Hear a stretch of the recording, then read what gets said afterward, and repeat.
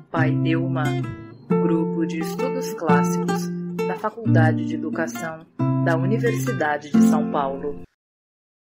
Então, olá a todos. Hoje é dia 20 de setembro de 2022 e nós vamos falar sobre o texto do Victor Goldschmidt, Tempo Histórico e Tempo Lógico na Interpretação dos Sistemas Filosóficos.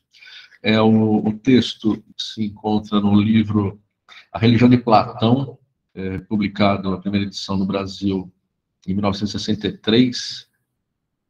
E começamos, então, a conversa sobre esse texto hoje.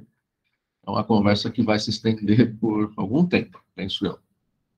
Nós lemos alguns autores que são autores Werner Jäger, que nós lemos, apesar de ser considerado por alguns autores já muito datado, ele ainda é muito, muito importante para que a gente compreenda de que modo pode ser construída uma conexão entre a educação e preocupações da filosofia e preocupações da educação, ou preocupações educativas da filosofia antiga.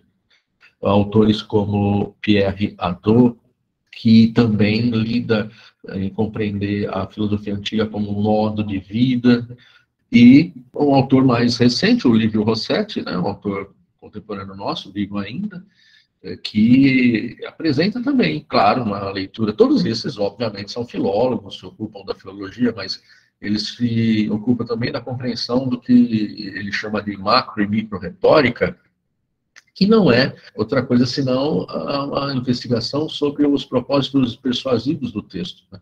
Seja propósitos persuasivos dentro do texto, seja propósitos persuasivos que são causados pelo texto, quando se coloca a circular, né? Quando o texto se passa a circular. O texto começa bem ao estilo estruturalista, digamos assim, que é logo de cara, né? Sem grandes preâmbulos. Ele diz: parece que haveria duas maneiras distintas de interpretar um sistema.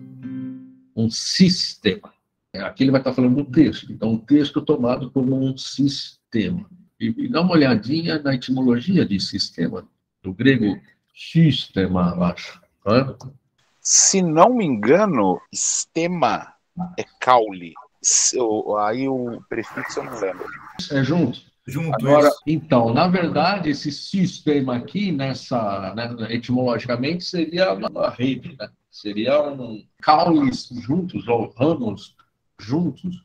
Composição, organização do governo, constituição, comunidade, companhia, corpo de soldados, a falange, a tripulação de um barco, um rebanho, uma reunião de sacerdotes ou de magistrados, sistema, por exemplo, sistema métrico, sistema musical, uma acumulação de sedimentos. Na verdade, essa ideia de composição, né? Complexo, exato. A Karina, é isso, um complexo, que forma uma estrutura, exatamente, é isso mesmo. E que pode ser aplicado a qualquer coisa. Não pode ser aplicado ao texto, mas pode ser aplicado também a uma organização social, né? É uma composição de elementos que funcionam juntos. Esses elementos funcionam juntos e produzem um certo efeito, produzem um certo resultado. Ou então, dão origem a uma certa arquitetura. Eu acho que do ponto arquitetural, né, ou arquitetônico, a gente consegue visualizar que é a visão dessa arquitetura, dessa estrutura de dentro ou de fora. Então, quando ele diz, o sistema pode ser interrogado, seja sobre sua verdade, seja sobre a sua origem.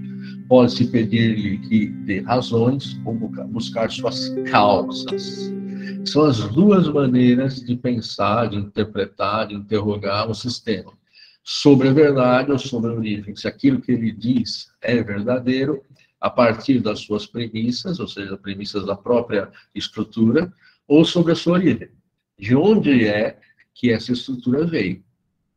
Eu posso pedir as razões que fazem com que essa estrutura se arme de determinada maneira, possua tal arquitetônica, ou então procurar as razões que deram origem a tal arquitetônica. São duas maneiras diferentes de se ler um sistema, ou se quisermos aqui para nós, duas maneiras diferentes de lermos um texto.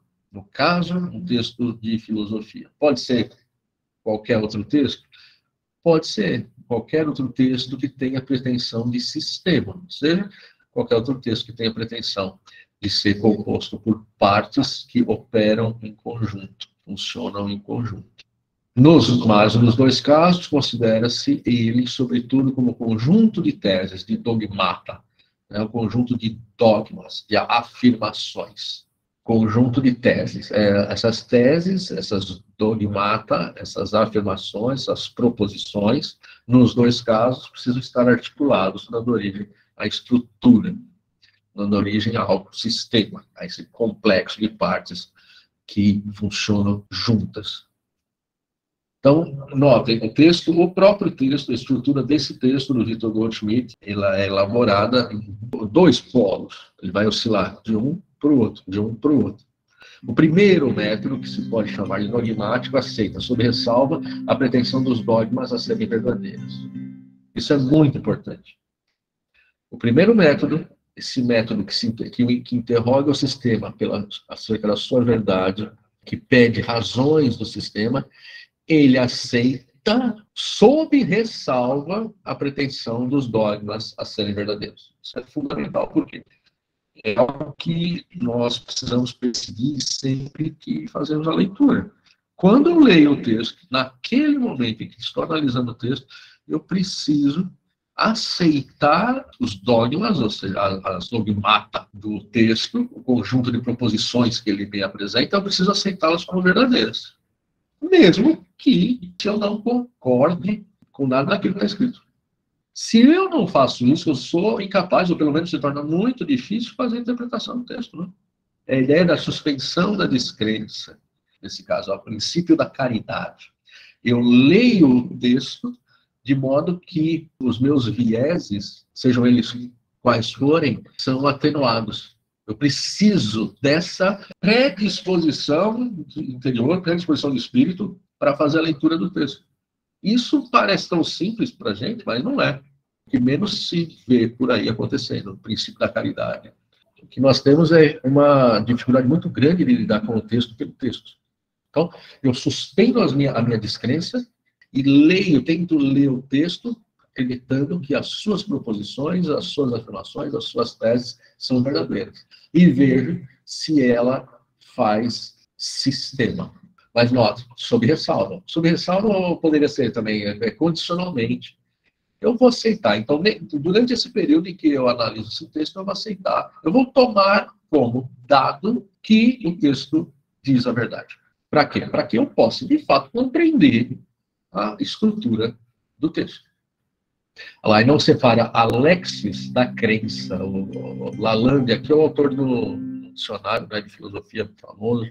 Alexis é a expressão dele, no sentido, em lógica, tem essa definição aqui, dicionarizada, ou seja, eu considero apenas a expressão do texto, ou seja, eu considero apenas o conteúdo, sem entrar no mérito da sua veracidade. Eu tomo pelo seu valor de face. Eu não vou questionar se o tal como outros autores posteriormente vão fazer, e tal como nós mesmos devemos fazer, mas posteriormente, eu não vou questionar se o código cartesiano é ou não uma verdade duplamente ao quadrado, ou se é mesmo um ponto fixo. Não. Se você faz isso, aí você não entende coisa nenhuma. Você precisa tomar o texto como se ele fosse a manifestação da verdade. Por quê? O que você está procurando? Você está procurando para dar a ele a chance, não de se mostrar verdadeiro, mas de se mostrar congruente, se mostrar convincente a partir das suas próprias premissas. Por quê? Se a partir das suas próprias premissas o texto não se sustentar de pé, o texto não formar sistema ou arquitetônica, então nem a verdade dele vai ser necessário você discutir. Por quê? Porque ele já vai ter ruído. E se ele se desmancha, eu não preciso, obviamente, me preocupar em saber da verdade ou não dele, porque ele se mostrou, por seus próprios critérios, ele se mostrou insuficiente. Então, um texto permanece fazendo parte da canônica filosófica e tudo mais, muito porque ele se mantém de pé como arquitetônica. Então, nós lemos muitos textos ainda hoje, em filosofia, textos antigos. Nós lemos Descartes ainda hoje, por quê? Porque ele apresenta uma arquitetônica que tem algo a nos dizer sempre. Aquela arquitetônica, aquele sistema, aquele modo como ele encadeou as suas ideias, criando, de fato, o início de uma tese universal, que não se realiza, obviamente, mas que continua nos dizendo coisas ainda hoje. Né? E o segundo método, que é o genético, considera os dogmas como efeitos sintomas que o historiador deverá escrever a etiologia. Etiologia é um termo médico, é a origem da doença, né? Então, por que é que Descartes propõe o cogito? Então, você vai olhar o que acontecia na economia, na política. Descartes, ele era um sujeito que dormia cedo, era um sujeito que, ou não, ele acordava tarde. O fato de Descartes acordar sempre depois do meio-dia, será que tem alguma coisa a ver com o cogito, ao qual ele deu origem? Né? O que Descartes leu? O Descartes leu os escolásticos e o que mais ele leu? Sua biografia intelectual, onde ele estudou? Ele estudou no colégio jesuíta, ele era um católico num ambiente de guerras de religião. Será que é por isso, então, que o sistema dele não ousa falar da moral, ou diz que a moral a qual ele vai aderir é a moral do seu tempo e tal? Notem, é um método genético e que vai considerar as afirmações do autor, o cogito, por exemplo, como sintomas de algo que eu, como historiador da filosofia, ou como investigador de texto, dos quais eu vou descobrir as causas. Então, o primeiro método, diz o autor, é eminentemente filosófico. Pronto, aqui nós já temos a marca daquilo que vai constituir a leitura filosófica canônica na Faculdade de Filosofia da USP, na Faculdade de Filosofia da Unesp, da Unicamp, que todas elas derivam do quê? Derivam dessa maneira de ler o texto filosófico que chega no Brasil junto à missão francesa. Então, o primeiro método é eminentemente filosófico. Ele aborda uma doutrina conforme a intenção do seu autor e, até o fim, conserva no primeiro plano o problema da verdade. Em compensação, quando ele termina em crítica e em refutação, pode-se perguntar se mantém até o fim a exigência de compreensão. A interpretação genética, sob todas as suas formas, ou pode ser um método científico, por isso sempre instrutivo. Em compensação, buscando as causas, ela se arrisca a explicar o sistema além ou por cima da intenção do autor. Ela repousa frequentemente sobre pressupostos que, diferentemente do que acontece na interpretação dogmática, não enfrentam a doutrina estudada para medir-se com ela. Bem, aqui, até aqui, até o espiritual, aqui, a biografia intelectual, o espiritual, essas 8 linhas aqui. O que vocês têm a dizer? O que nós temos a conversar? É só uma questão, né, que eu fiquei pensando aqui. Essa leitura dogmática, ela está fora, então, de um tempo, de uma análise temporal, no sentido que eu não vou analisar o contexto histórico do autor, nem em nenhum aspecto ali que influenciaria a escrita. E eu me pergunto se a gente realmente fez isso durante a graduação, no sentido que a gente herdou esse método estruturalista aí, né? Esse método dogmático. Porque sempre se teve atenção especial para analisar o contexto histórico do autor quando estava analisando a proposta sistemática, a filosofia, né? O sistema dele. Então, é isso mesmo? Esse sistema dogmático, ele não vai se preocupar com essa questão histórica, com as influências históricas, com o contexto, mas apenas com a estrutura do próprio texto. Sim, é isso mesmo. E isso é interessante porque a primeira coisa que eu fiz foi pesquisar sobre o autor do texto. Assim, eu observo em mim uma característica de tentar suspender. Eu sei que não é fácil, né? Porque a gente meio que é o que a gente acredita, de certa forma. Mas penso que sabendo quem é a pessoa que fala, fica ainda mais difícil fazer essa suspensão. Eu fiquei me perguntando, porque a gente faz a história da filosofia, né? Pelo menos minha formação inteira foi a história da filosofia. Até que ponto a história da filosofia ela caminha junto com essa leitura dogmática? Então, na verdade, na FEFELESH, se dizia que o que nós fazíamos não era a filosofia, mas história da filosofia. O que quer dizer história da filosofia? É a história do texto filosófico. Não a história do autor do texto, mas a história do texto no sentido da sua conexão seja uma conexão, seja um afastamento de outros textos. Então, vamos lá. Eu posso pensar em Descartes e posso pensar em Leibniz. Eu posso pensar em Descartes e posso pensar em Pascal. Pascal é um autor que se coloca contra Descartes. Pascal vai chamar Descartes de incerto e confuso. Eu acho que essa é a frase que ele usa para Descartes. Então, como é que nós vamos fazer a história dos textos? A partir daí eu posso propor uma análise que tenta mostrar a relação, que pode ser, no caso, uma relação de diferença, de refutação, de tentativa de refutação por parte de Pascal da obra de Descartes. Mas então é a história do texto, não a história que fez com que os autores daquele momento escrevessem o seu texto. Não, é uma história dos textos. Então, assim, na minha formação na filosofia, isso foi muito forte e eu mesmo ficava um pouco espantado, porque absolutamente não se falava da vida dos autores, do tempo dos autores, a não ser de modo absolutamente lateral, contingente, fora das aulas. As aulas eram, antes de tudo, aulas de interpretação da estrutura do texto, verificar a estrutura do texto e descobrir conexões, descobrir uma geometria, topografia do texto.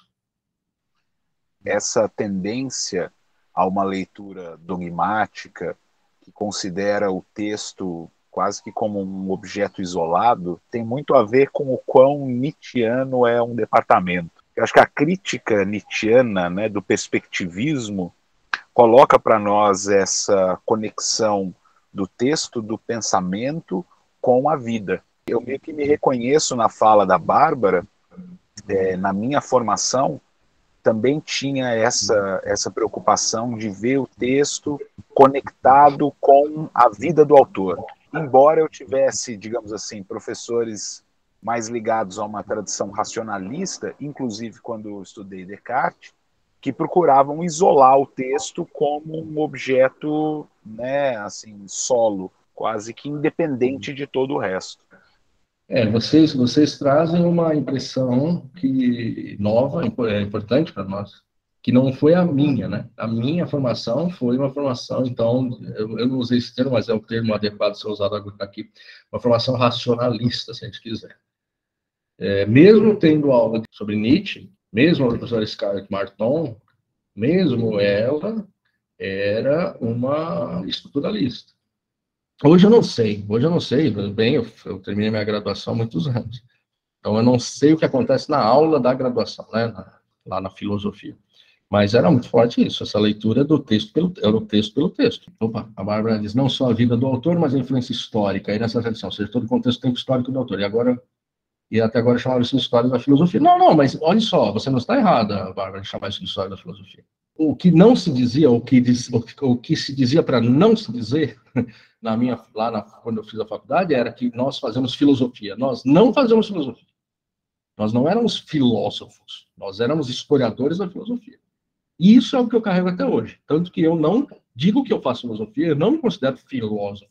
Do mesmo modo que um professor de educação física não é um atleta, do mesmo modo que um formado em letras não é um escritor ou poeta, um formado em filosofia não é um filósofo, ainda que alguém formado em história possa ser um historiador, e formado em ciências sociais possa ser um sociólogo, essa é outra história. Mas o que nós somos? Historiadores da filosofia. E professores de filosofia. Professores, sim.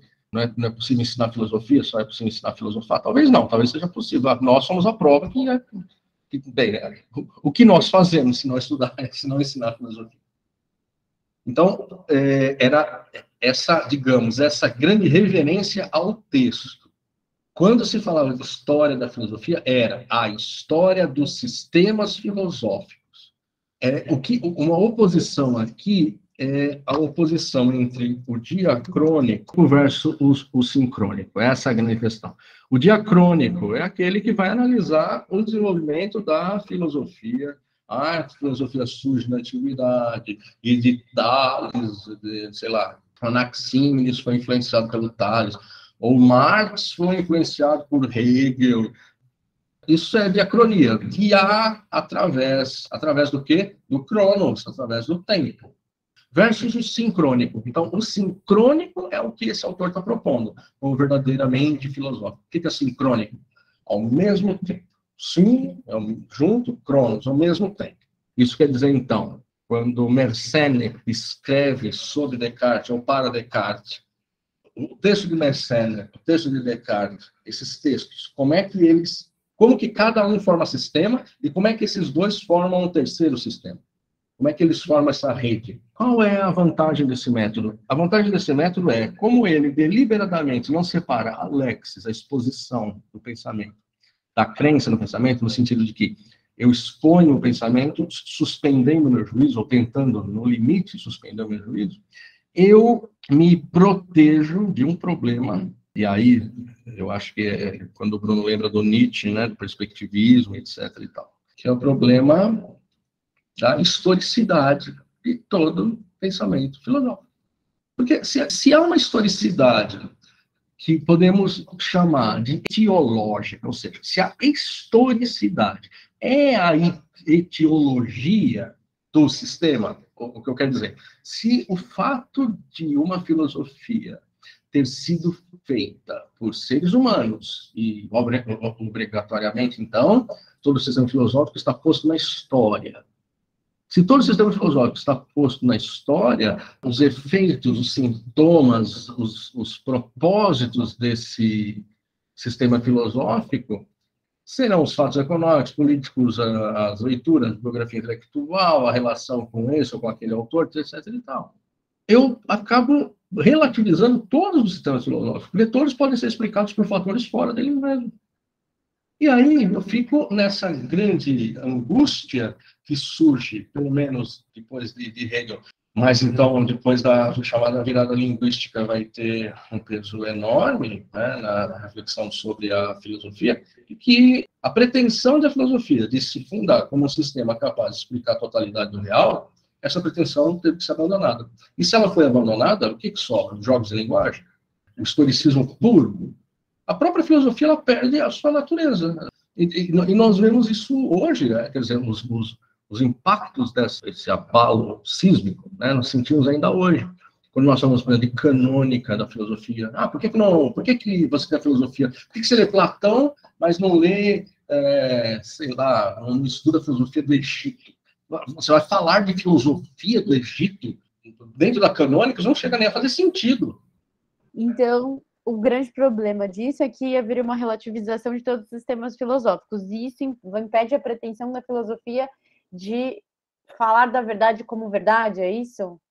Desde que a filosofia se constitui como um gênero literário lá com Platão vai dizer que quem conhece o todo é filósofo, quem não conhece o todo não é filósofo, lá na República. Então, qual é a pretensão do filósofo? Conhecer a totalidade. É o chamado ponto de vista do olho de Deus. Imagina Deus olhando para o universo, olhando para a realidade. O olhar dele é incondicionado, né?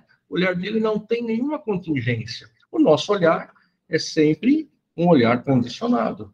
Aquela frase famosa lá, todo ponto de vista é sempre a vista de um ponto. Então, assim, o ponto de vista de Deus é um ponto de vista de 360 graus. O meu ponto de vista, sei lá, um ponto de vista de 110 graus, sei lá quanto que é o ângulo de visão que a gente tem. O que a filosofia pretendia? A filosofia pretendeu explicar a totalidade do real. Então, o último grande sistema explicativo foi o quê? Foi Hegel. Depois dele, o que veio? Marx. Aí vai mostrar o quê? Meu amigo, no lugar de você acreditar que a ideia é que determina o real, você vai ver que é o real, os meios de produção que determinam a tua ideia. Não é a tua consciência que diz o que é o mundo, mas é o mundo que perfaz a tua consciência. Depois vai Nietzsche dizer, atrás de cada palavra existe outra palavra, e atrás de cada palavra outra palavra. São as metanarrativas, né? Exato. Vocês usam no livro do Vicente. Não, vai cair nisso, a questão da narrativa. Nós estamos nesse ambiente agora. Você tem os chamados mestres da suspeita, Marx, Nietzsche e Freud. Freud vai dizer que o homem se tornou estrangeiro na sua própria casa. Isso quer dizer o quê? Que nós somos estrangeiros em nós mesmos.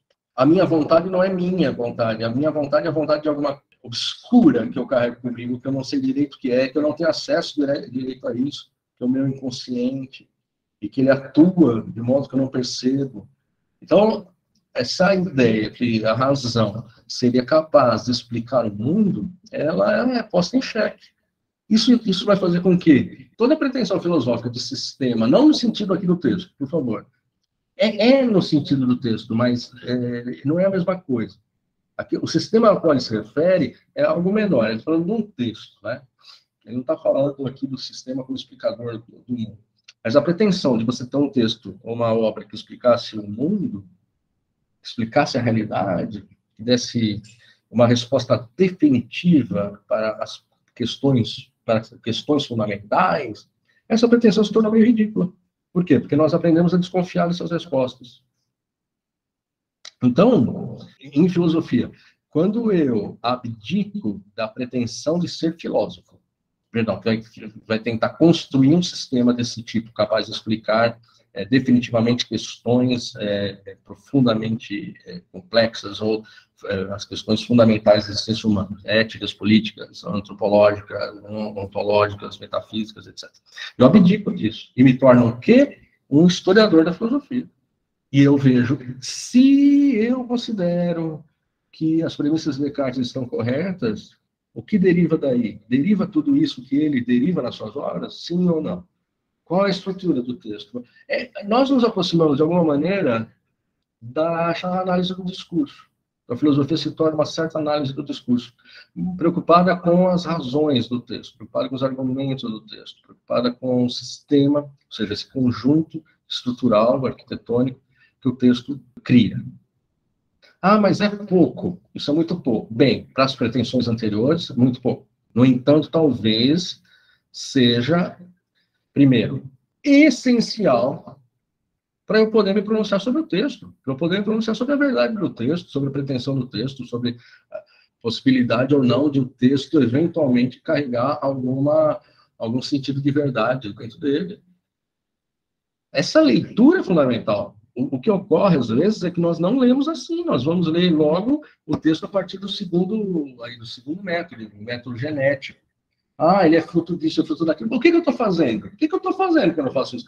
Quando eu leio um texto dizendo, não, Marx escreve a sua obra porque ele é de uma família judia que se converteu ao protestantismo, mas carrega ainda consigo o milenarismo, tanto o milenarismo protestante, quanto a esperança de redenção judaica. O que eu estou fazendo? Eu estou passando batido pelo texto de Marx, eu não estou lendo nada do Marx, eu estou explicando o Marx pelos meus vieses. Porque eu poderia utilizar qualquer outra coisa, eu poderia fazer uma análise psicanalítica no Marx, então. Eu poderia fazer uma análise marxista do Marx, eu poderia fazer uma análise platônica do Marx, eu poderia fazer o que eu quisesse com ele. Mas e o texto dele? Ou seja, ficar no que o texto diz, permanecer no que o texto diz. Nós poderíamos ler esse texto do Victor Gottschmidt e dizer, nem, mas esse texto aqui, ele está falando isso porque ele precisa escapar do relativismo que a compreensão de que a filosofia é fruto da história provocou, tal. Ok, mas não fala, isso não diz nada sobre o texto do autor. Por isso o princípio da caridade. Por isso a suspensão da descrença, a suspensão da dúvida. Para quê? Para que eu possa entender, afinal, o que o texto está me dizendo. Então, essa é a primeira coisa. A segunda é, mesmo a leitura genética, que é válida, eu posso fazê-la. Notem, o autor aqui diz que ela é realmente a filosófica, evidentemente filosófica. Nem vamos entrar nessa discussão, não importa. A leitura genética, que é importante, porque é instrutiva, o próprio autor diz, ela só pode ser feita de maneira adequada se antes eu fizer a leitura estrutural. Se eu não fizer a leitura estrutural, eu vou estar falando qualquer coisa. Eu preciso entender o sistema para depois passar para uma outra fase em que a análise é outra coisa, mas que leva em conta a análise primeira. Porque senão eu nem sei o que eu estou falando. Isso ocorre com muita frequência. Nós vemos isso acontecer. É aquela coisa, né? O argumento ad hominem. Não importa o que é dito, importa quem diz. Se a verdade é dita pela boca do Bolsonaro, ela é mentira. É verdade. Quer dizer, às vezes não. Se a verdade é dita pela boca de quem sei lá, qualquer outra... É que, na verdade, eu acho que na maioria das vezes, se é dita pela boca do Bolsonaro, é mentira mesmo. Mas essa é um exemplo ruim que eu tenho. Meu Deus, por que eu fui conspurcar aqui o nosso encontro com o nome desse cara? Cruz, credo! Mas a questão é, se o fulano que diz aquilo é alguém de quem eu gosto, ou simpatizo, ou acredito nele, ok, é verdade. Se o fulano é do outro partido, mesmo dizendo algo que é verdadeiro, passa a ser mentira. Esse perspectivismo, essa desconfiança dos discursos filosóficos e tal, assumiu um grau de pervasividade, ou seja, de presença na nossa sociedade, que está em todo canto, todo mundo fala de narrativa. Né? O que acaba são as metanarrativas, né? Claro que não acabaram. O que eu quero dizer é que elas não fazem mais parte, metanarrativas, não fazem mais parte de uma discussão majoritária no mundo intelectual. Ninguém mais é comunista, materialista, dialético. Por exemplo, o sujeito que é um evangélico de carteirinha, alguém que seja um comunista, um materialista comunista, 4 costados, ele é considerado, antes de tudo, um ingênuo. É um ingênuo. Por quê? Porque nenhum discurso dá conta da complexidade real. Isso não quer dizer, por exemplo, que você não possa ter o marxismo como uma importante ferramenta de trabalho, uma importante ferramenta de compreensão da realidade. E a luta de classes não seja ainda uma categoria de pensamento importante para compreender como se dá a vida nas sociedades capitalistas. Do mesmo modo, isso não quer dizer que você está proibido de acreditar em Deus. Olha, você pode acreditar em Deus, o problema não é esse. O problema é você não só acreditar em Deus, ou não só acreditar na teoria marxista ou marxiana, mas defender que a sua interpretação esgota a real. Que a sua interpretação é a interpretação verdadeira sobre Deus ou sobre o mundo capitalista. Por quê? Porque aí, como nós percebemos que todas as narrativas podem ser colocadas sob suspeita, a sua também pode. Será que eu estou certo? E a questão não é que não existe nenhuma narrativa capaz de ser uma metanarrativa, ou seja, não existe nenhuma narrativa capaz de explicar a totalidade do real. Não é nem essa a questão. A questão é, ainda que existisse uma narrativa capaz de explicar a totalidade do real, como é que eu ia ter certeza que era essa que explicava a totalidade do real? Brincando, né? Vocês lembram? Eu sempre lembro disso, aquele episódio lá do Porta dos Fundos, em que a moça morre, e ela tinha que, né? Era um Deus. Pensei a mesma coisa. É isso. Vai saber, vai ver, tem o Deus, e é o Deus da Polinésia, e estamos todos lascados, porque a gente nem sabe que esse Deus existe. Como é que eu ia saber que o Deus polinésio era o Deus certo? Você não ia saber. Você não ia saber. Então a questão não é essa, a questão não é não existe, porque aí também, de algum modo, é você ser dogmático. De algum modo, é você ser pretensioso. Catholic. Errou. Errou feio, errou rude. Mas esses grandes sistemas filosóficos, por exemplo, o que é o próprio Hegel, eles não se pretendiam ser dogmáticos? Eles não pretendiam fechar um sistema e chegar ali numa verdade, numa proposta? Sim, pretendiam. Essa leitura dogmática que nós estamos vendo aqui, tá defendendo que a filosofia deve ser vista dessa forma. Então, aí que eu falei antes, eu falei, não é a mesma coisa. Vamos lá, olha só. Quando o texto, então vamos pensar um autor X, um típico filósofo do século XIX, ou então um filósofo do racionalismo francês, um Descartes.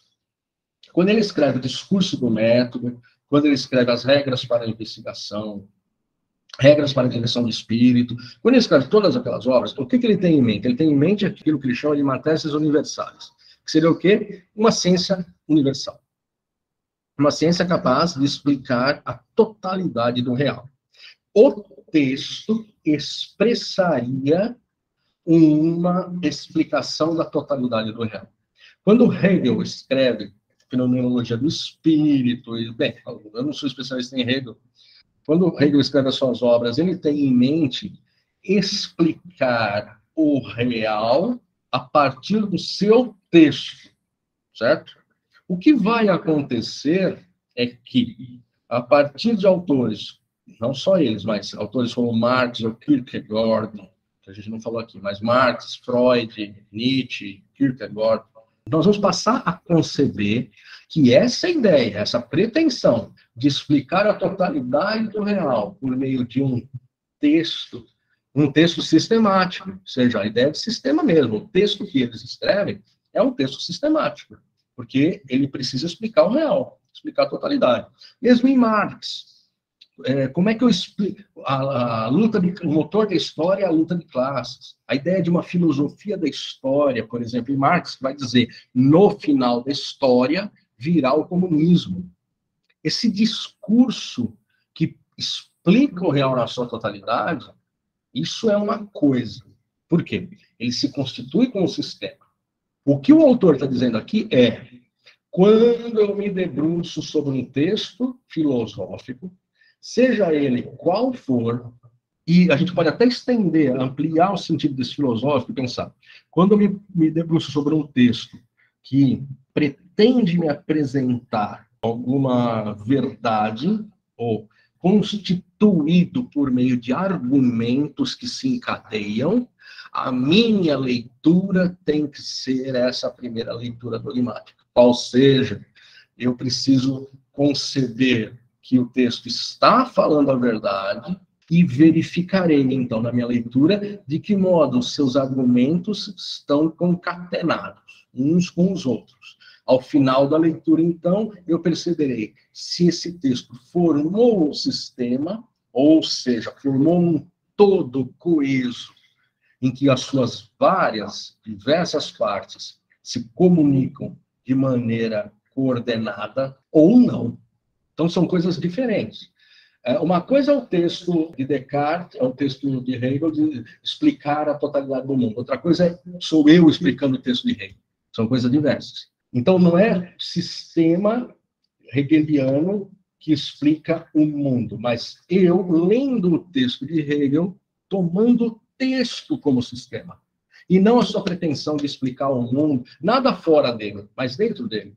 Em resumo, o texto é o texto de um lunático, ou há método nessa loucura. Ou seja, o texto ele é um texto carregado de argumentos coordenados, ordenados ou não. Por exemplo, a leitura dos aforismos de Nietzsche exige um trabalho muito mais cuidadoso, muito mais difícil do que a leitura do texto de Descartes. O texto de Descartes já é sistemático.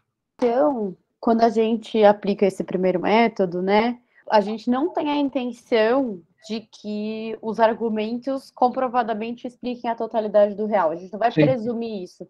A gente só vai olhar para o texto em si mesmo e ver se ele tem uma estrutura que faz sentido. A gente vai olhar unicamente para o texto, sem relacionar ele com o exterior. Por isso que tem gente que estuda o mesmo autor a vida inteira e não termina de estudar. E por isso que eles são clássicos. É aquilo que o Italo Calvino diz, o que é um clássico. É um livro que continua dizendo o que ele tem a dizer sem parar. Coisas que antes você não tinha visto. Mas você tem uma compreensão da arquitetura do texto? Tem. Ok. Aí, então, se eu quiser, eu posso passar para exercícios de leitura genética, pressupondo, então, que Descartes é fruto da reação de um pensador geométrico, ou seja, um pensador das matemáticas, que recebeu uma educação demasiadamente literária e ele, de algum modo, quer colocar tudo isso em dúvida, etc. e tal. Então, posso fazer isso. Mas, posteriormente, né? A Karina, o que eu tenho pensado na sequência de filosofia no ensino médio é justamente se ensinar a investigar a história da filosofia na conta da compreensão da filosofia. Então, essa é uma enorme problemática, porque, assim, o risco é, se eu investigo a história da filosofia somente, então eu coloco lá para os meus alunos Descartes. Vamos ler Descartes. Por quê? Porque é importante. Eu sei que é importante. Os meus alunos não.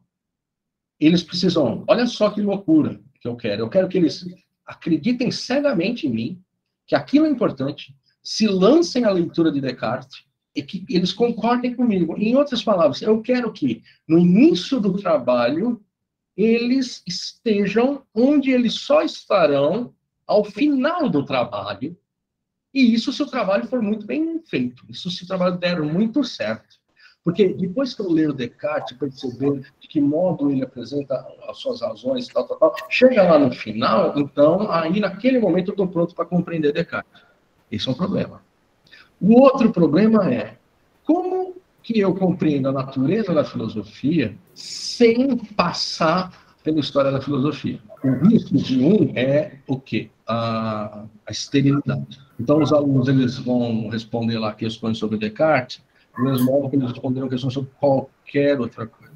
Eles apenas, sei lá, decoraram que o Descartes pensa isso, pensava isso, pensava aquilo. O perigo é a esterilidade. O segundo caminho tem como perigo a vulgaridade, a irrelevância. Porque ficar falando sobre isso, aquilo, esse ou aquele tema, sem nenhum tipo de lastro que me mande para frente, é caminhar em círculos. É mais ou menos, é como se é uma conversa que nós talvez estivéssemos no bar. Ah, não, vamos fazer um círculo e discutir sobre o que é certo e errado, se pode o aborto, não pode, se pode a eutanásia, não pode, se a democracia é melhor que a ditadura. Mas qual é o método que eu uso?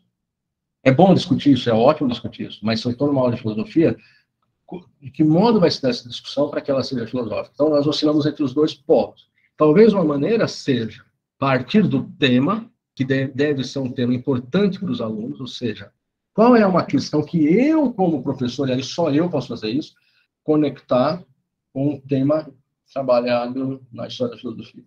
Então, é como se a história da filosofia me desse ferramentas, subsídios, para favorecer ou anabolizar, se a gente quiser, exercitar uma discussão viva e quente entre eles. É uma possibilidade.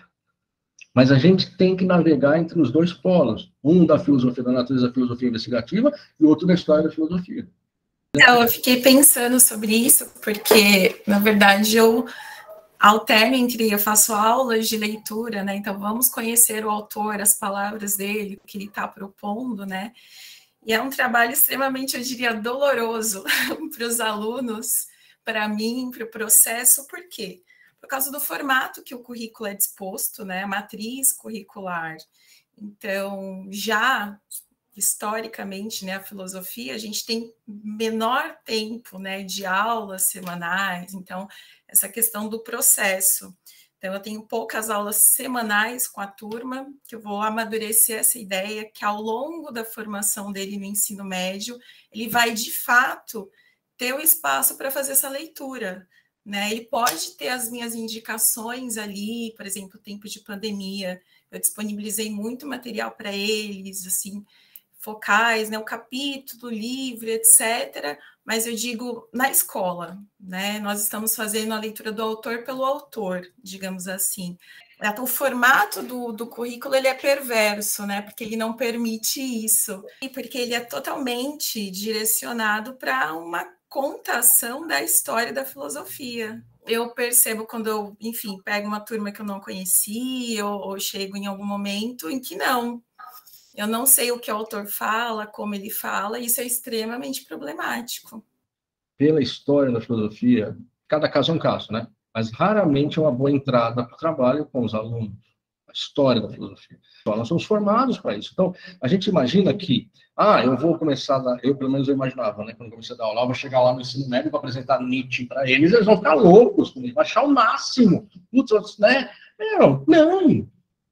Aí é um choque. Eu fiquei, meu Deus, mas Nietzsche foi tão importante para mim, e para eles nem dão uma pelota para o Nietzsche. Demorou muito a perceber que, assim, eu tenho que abdicar dos autores. Os autores, eles virão em meu auxílio a partir dos temas. E aí que está, estamos no ensino médio, nós vamos formar filósofos ou historiadores da filosofia? Não. Qual é o propósito da filosofia na formação dos alunos do ensino público brasileiro numa região metropolitana como a nossa? Qual deve ser o propósito? Qual é a esperança? Qual é a aposta? A minha aposta era que eles, quando lembrassem da filosofia como algo bom, como alguma coisa, bom no sentido, não no sentido de ser gostoso, mas algo instigante. Então, quais são as estratégias, os caminhos que eu posso usar para provocar esse efeito? Partir de questões deles. Quais são as questões? A sexualidade, o amor, o ético, para fazer parte da experiência de todo ser humano, mas são muito presentes com isso. Quais são os autores que podem me ajudar com isso? Por isso que nós professores, precisamos ser também eruditos. Não teremos repertório. Então eu vou usar o Hamlet de Shakespeare para falar da existência, da possibilidade de suicídio. Eu uso o Hamlet. Eu uso o Erich Fromm para falar do amor. Eu uso o Banquete de Platão, não o diálogo todo, porque não dá, mas um trecho do Banquete. Eu procuro no YouTube uma animação, eu preciso de recursos para quê? Para colocar os alunos numa posição de boa disposição em relação à filosofia, apostando no futuro. Porque nós temos, especialmente a partir de agora, pouco tempo, as nossas pretensões precisam ser reduzidas. Nós não devemos nos ocupar com a pretensão enciclopédica de aprendizado da filosofia. Por quê? Porque não é o caso. A gente não está na faculdade de filosofia. A gente não está formando filósofos. O que pode ser a filosofia para os alunos do ensino médio? Outra coisa importante, por exemplo, lógica. Quem tem a vocação para isso, eu não tenho, mas argumentos sofísticos, argumentos racionais, argumentos falsos. Por que uma argumentação ad hominem não funciona? Isso está nas redes sociais, está no Twitter, está no Facebook, no Instagram. Eu digo alguma coisa que parece verdadeiro e não é verdadeiro. Está na discussão política. Então, o que é quente para eles? Naquela turma, naquele período, porque isso é importante também, eu tenho que levar em conta. Ah, Marcos, mas eu tenho as exigências da rede, eu tenho caderninho, eu tenho isso, tenho aquilo. Burlem todas as regras. Burlem tudo isso, enganem os seus superiores, é isso que eu digo. Tá gravando aqui, pode deixar gravado. Ela tem autonomia da sala de aula, né? Exato, você fecha a porta e aí você faz o que você quiser. Aí na hora de escrever no diário lá, você escreve o que você quiser também. Entendeu? Fala o que fez. Eu não cumpri, fiz. Poxa, nós somos formados em filosofia. Será que a gente não consegue escrever um texto que convença um outro do que nós fizemos? Eu não estou falando para você não fazer o trabalho. Ao contrário, falando para você melhorar o trabalho. Você diz que fez um feijão com arroz. Você vai fazer mais. É isso, tem que fazer. Ah, mas como é que eu burlo mais? Tem que ser esperto. Como é que eu me torno esperto? Estudando. Vocês trabalham, estudam ou só faz isso aí? Isso que você falou de burlar é o que o Charlot chama de estratégia para a gente sobreviver, para não cair na barbárie. Eu tenho burlado sempre, porque trabalhar o currículo como ele é apresentado, com o material que o Estado nos fornece, o aluno morre de tédio, eu morro de tédio, eu não consigo, não faz sentido para mim, eu não consigo transmitir isso para o aluno. Não sei se vocês viram um documento, um curta, eu acho, que era o Meu Amigo Nietzsche. Eu lembrei dessa história de como trabalhar, porque, às vezes, quando o aluno lê, você consegue fazer um trabalho legal, uma sequência que o aluno consegue ler ele mesmo, você fornece o texto para ele, ele assume aquilo como verdade. É esse princípio da caridade dele, assim, que ele sai repetindo, assim como naquele curta, o cara saia repetindo as palavras do Nietzsche para a mãe, para a professora, para os amigos, mobilizou lá os alunos, recrutou lá os amigos de sala. Então, na sala de aula também, outro dia eu trabalhei um texto da Sociedade Individualizada do Bauman, com eles, eu percebi que tudo que eles escreviam, eles repetiam o Bauman. Tomou aquilo como se fosse uma verdade.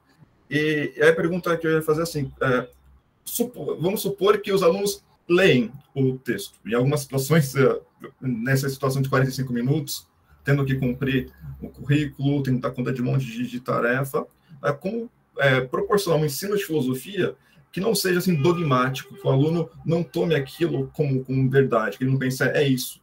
Aquela coisa do Caetano Veloso, né? É isso ou não. Eu sugeriria que você utilizasse autores que se contrapusessem. Então, por exemplo, falamos de Descartes e de Pascal. Se eu vou ler Descartes, eu leio, e aí você defende Descartes. A leitura estrutural. Se defende Descartes. Fala, notem aqui, ele fala isso, tal. Defende o Descartes. Terminou o texto Descartes? Aí eu vou ler Pascal. O Pascal detona o Descartes. A relevância de Pascal não deriva do fato de ele se colocar contra Descartes. Não é isso, é muito maior que isso. Mas ele apresenta críticas a Descartes. E aí você vai fazer o papel de advogado do diabo.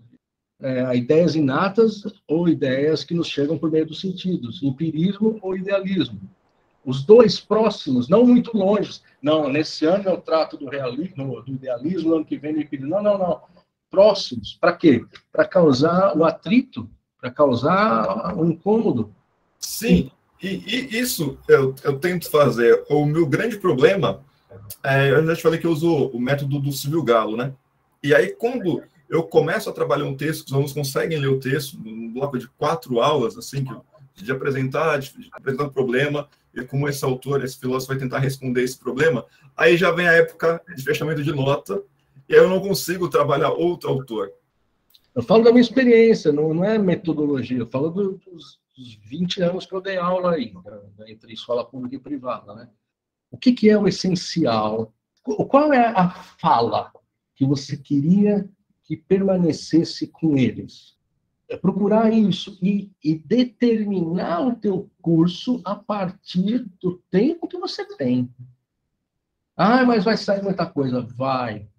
Eu brincava assim, tem que cortar no machado, cortar machadadas no programa. No final, antes de sair do ensino médio e dar aula no ensino médio, eu estava trabalhando uma tragédia. Olha só, em filosofia eu trabalhava uma tragédia do Shakespeare por ano. Para quê? Para tratar aqui de alguns temas. Então, sei lá, Romeu e Julieta, a questão do amor, a questão das disputas políticas. Então, o que tinha ali que era interessante, e eu apresentava alguns textos. Eu usava os autores tendo em vista o tema. Não que eu considere os autores menos importantes, não, mas é que eu não tinha condições materiais de dar o desenvolvimento necessário para a compreensão dos autores no tempo que eu tinha para dar aula para eles. Então, é meio que uma solução desesperada que se repetia ano após ano. Ah, mas é pouco. Meu amigo, eu acho que vale a ideia de semente também. A ideia de que nós não vamos fazer tudo em filosofia para os alunos. A gente, de algum modo, planta alguma coisa para que frutifique mais à frente. Esse texto aqui é bastante interessante do Dibé, que é um professor de sociologia de nível superior que passou por uma experiência de aula no ensino médio.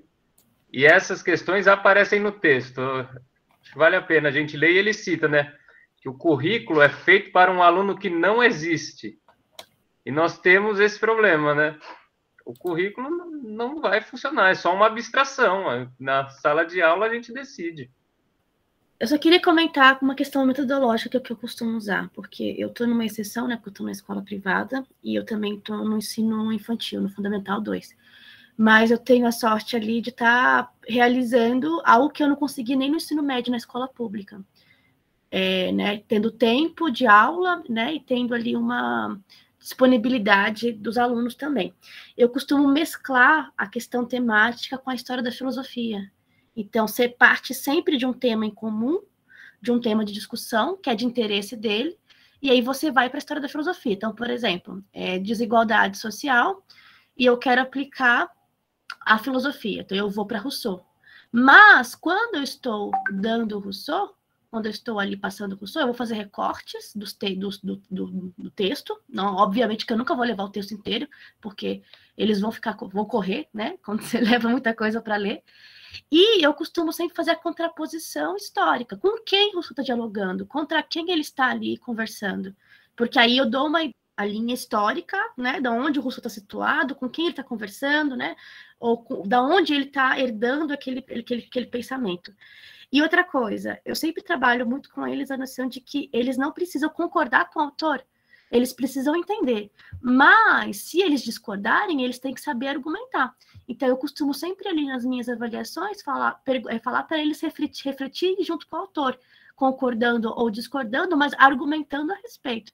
Porque eu acho que nosso principal objetivo ali seja esse treinamento da argumentação deles, eles conseguirem complementar a argumentação deles, ampliando o arcabouço teórico que eles têm, né, entendendo que as discussões elas são mais complexas e se embasando em comentadores, em autores que se debruçaram sobre o estudo daquele tema.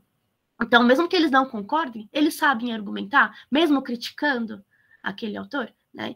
Então, eu falo que essa mescla entre esse ensino temático e esse ensino da história da filosofia, ele tem que ser veio junto, porque se ficar só no tema, você não aprofunda no autor. Se você aprofunda no autor, você não contextualiza o tema. Então, eu vejo que é uma coisa que anda em conjunto ali, né? E tem dado certo. E, obviamente, a gente tem que ter um planejamento muito rígido, porque senão a gente não consegue. É muito pouco tempo de aula. Então, no início, né, dos períodos, né, do semestre, sei lá como é, você tem que ter um recorte muito bem estruturado para ter uma sequência didática. A introdução do tema tem que ser sempre lúdico, eu acho que eu sempre vejo que os alunos, quando tem essa questão lúdica na introdução, ele desperta mais afinidade para eles, né? Mas tudo isso depende muito de um planejamento e de uma certa ali, experiência que o professor vai tendo. A gente vai aprendendo na marra, né, como fazer tudo isso. E, obviamente, que quando, às vezes, a discussão vai para um lado, você tem que saber se você vai deixar ou se você vai cortar por causa do tempo. Enfim, né, tem todas essas questões. Mas eu vejo que a junção dessas duas abordagens, ao meu ver, seria ali a mais adequada. É isso mesmo, né? É aquilo lá que a gente falou. Se eu fico só na história da educação, o perigo é a irrelevância. Por quê, né? Esse porquê não porque é utilitário, para que eu vou usar? Essa é outra coisa que a aula de filosofia é o espaço, deve ser, né? Um espaço importante para se discutir essa tirania da utilidade. E as coisas mais importantes da vida não têm utilidade. Mas a ideia de sentido. É o que a Bárbara falou também. Se eu coloco lá o texto, o contrato social do Rousseau, eu vou ler o contrato social, sem que haja uma conexão, não no sentido bobo, assim, a conexão, muitas vezes bobo, né, com a vida do aluno, que é meio perigoso, porque se eu fico só conectado à vida do aluno, aos interesses do aluno, eu fico conectado à mesmice, eu não transcendo nada, não ultrapasso nada. No limite, o interesse do aluno é não ter aula de filosofia, seria muito melhor se não tivesse. Mas, assim, partir daquilo para alguma outra coisa. Se eu fico só no texto, é esterilidade. Agora, se eu vou só para o tema, aí é qualquer coisa. Então, vamos fazer uma roda e aí virou Badawi, vamos fazer miçanga e qualquer coisa do tipo. Não precisa da aula de filosofia, né? O texto do Vitor Hugo é muito legal, porque ele já era professor universitário e ele foi dar aula no colégio, né? Ele não tinha dado aula no colégio ainda, é isso, né? É isso mesmo. Ele, de tanto ouvir os professores reclamando, ele quis conhecer na prática como seria essa aula no ensino médio francês. E o texto é muito legal, é bastante engraçado. Ele fala do golpe de Estado que ele deu em aula, vale muito. É a professora Marília Espósito que fez a... Isso, é uma entrevista. A Marília Espósito é professora aposentada da FEUSP, né? Ela é muito gente boa também, ela está na revista da FEUSP com a gente.